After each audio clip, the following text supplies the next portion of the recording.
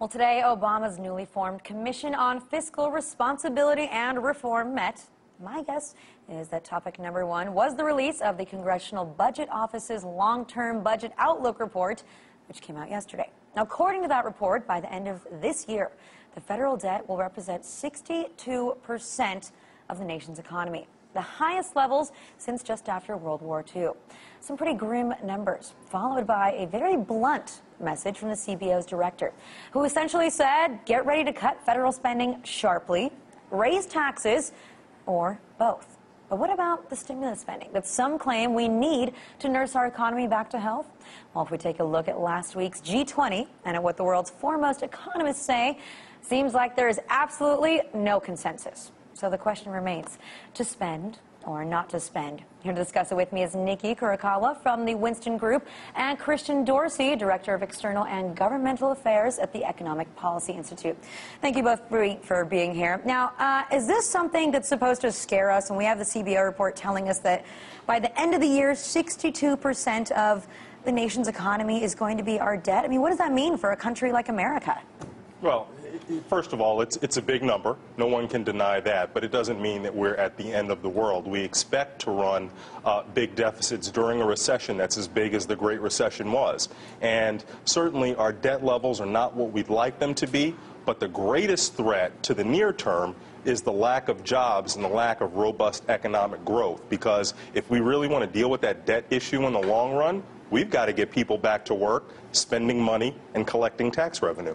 But a lot of people would say that the way to get people back to work is to get them off of welfare and stop those stop that government spending, which essentially is what they've now done, the lawmakers.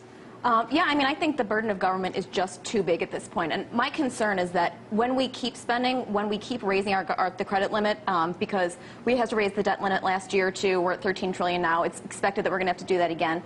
We're not addressing the underlying drivers that are hitting our economy. Entitlement spending is out of control. We're going to have to do major reforms to Social Security, to Medicare.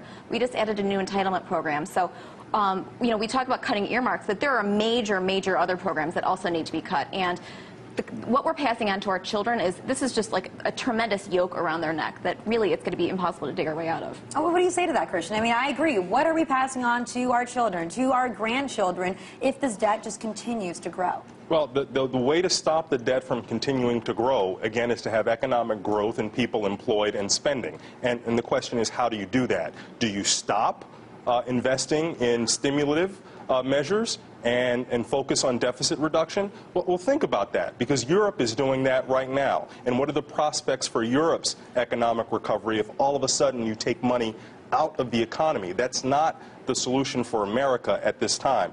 And it's not just liberal groups like mine that say that. You know, the Peterson Foundation, which is, you know, perhaps the foremost deficit hawk organization out there, its president, David Walker, agrees with us that our short-term deficit issue is separate from our long-term deficit issue, and we shouldn't worry about the short-term, and we shouldn't deal with cutting the long-term until we get unemployment down to around 6 or 7%.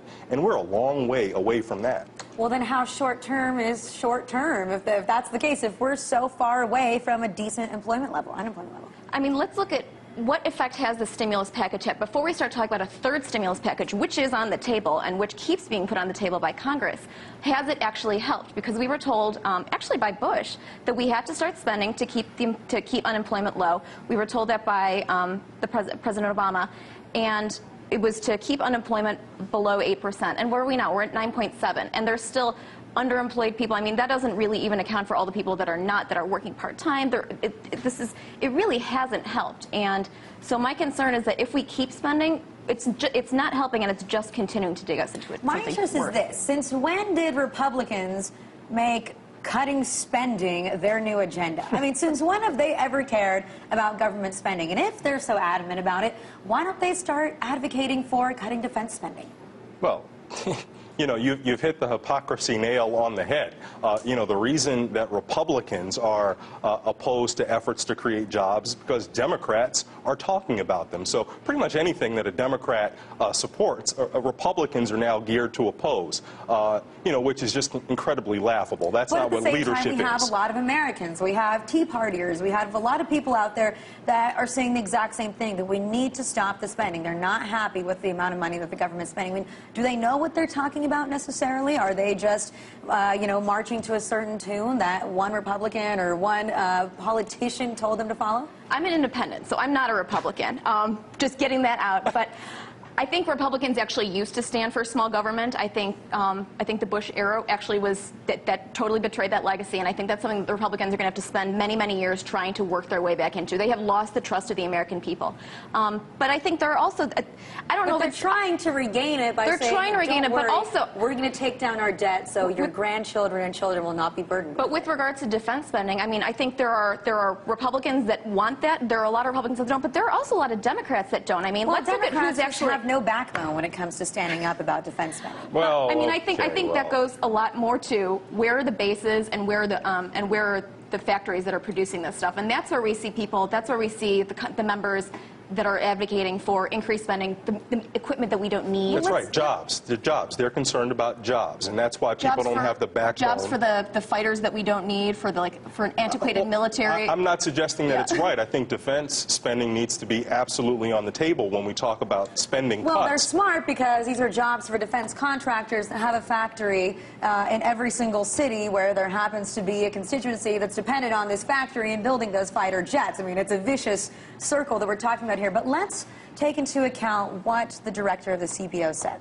He said that in order for us to not have this massive debt, in order for our economy to be able to continue to grow and compete globally, we have to raise taxes and cut federal spending.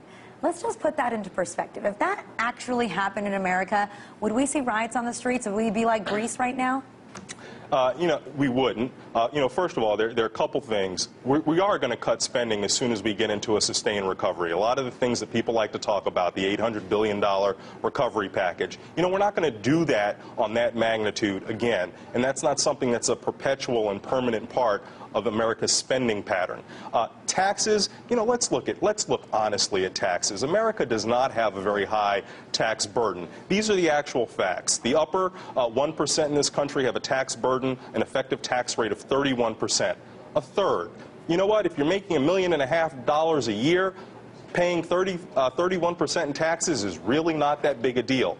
The tax burden is much more severe on people making $40,000 a year because their tax burden is 25%. So, you know, what I'm suggesting is there's room to raise taxes without really changing anyone's quality of life. And if a millionaire wants to riot because their take-home pay goes from $1.1 to $1 million, then let them riot.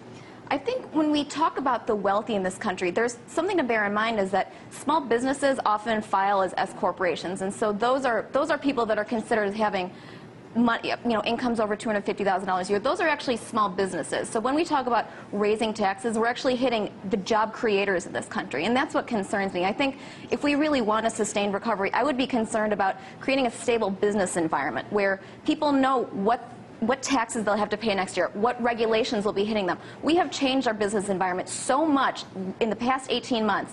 A new healthcare system, new laws, new regulations, the EPA regulating carbon. I mean, there is so much out there. It's a really uncertain environment. And why would I want to pump money into creating or expanding my business if I don't know what's going to happen going forward? The world is indeed an uncertain environment these days in general, and especially with the economy the way it is. And honestly, it's just interesting to me that there is no consensus on this. We just saw the G20 where it was essentially Obama versus Europe, and still no one can decide whether to spend or whether to cut. I want to thank you both for being here.